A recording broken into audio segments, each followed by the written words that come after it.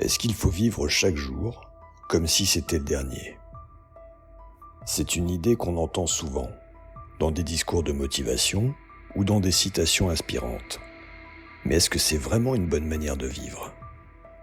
Si aujourd'hui était vraiment le dernier, est-ce que je passerais ma journée à faire des choses incroyables? À dire ce que je n'ai jamais osé dire?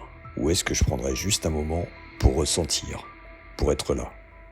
Sénèque disait « À toi de bien vivre et songe que chaque jour est à lui seul une vie ». Ce qui veut dire arrête d'attendre un grand moment pour commencer à vivre. Chaque jour est déjà une chance entière. Ce n'est pas une invitation à tout faire, mais à bien faire. Nietzsche, lui, allait plus loin avec sa fameuse idée de l'éternel retour. Il demande « Et si ta vie devait se répéter, exactement comme elle est, pour l'éternité, est-ce que tu l'accepterais ?» Ce n'est pas une question pour faire peur, c'est un test. Est-ce que ce que tu vis aujourd'hui vaut le coup d'être vécu encore et encore? Est-ce que tu pourrais dire oui à ta vie comme elle est? Et puis il y a Camus.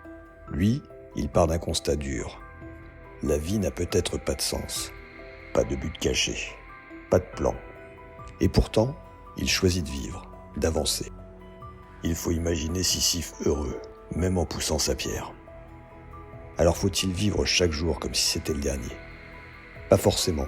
Ce n'est pas une course contre la mort. Ce n'est pas une excuse pour fuir ses responsabilités. C'est juste une manière de se rappeler que ce jour, ici, maintenant, est une chance. Une chance d'être là, de ressentir, d'agir avec sens. Pas comme si c'était la fin, mais comme si c'était pleinement le présent.